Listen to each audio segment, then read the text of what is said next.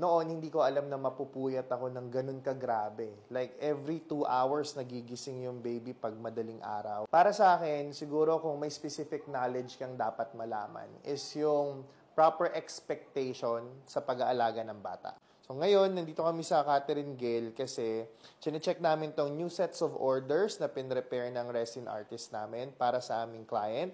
So meron siyang flower preservation na nakalagay dito sa square shape na mold, and na-request din siyang clock trinket and also a oval tray and also a ring. Isipin mo na lang, dun sa flowers na yan, ang ganda violet flowers, nakagawa siya ng clock, trinket, oval tray, ring, and also this beautiful necklace. Ang dami mo ng remembrance para dun sa wedding nila. Noon, hindi ko alam na mapupuyat ako ng ganun kagrabe. Like, every 2 hours nagigising yung baby pag madaling araw.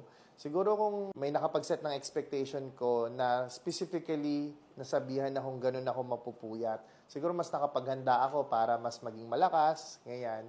Pero kapag alam mo na yung mga ganung bagay, mapaghahandaan mo para at least hindi ka magkakaroon ng anxiety o kaya hindi ka manghihina, mas mapapalakas mo yung resistensya mo para mas alagaan mo ng maayos yung anak mo.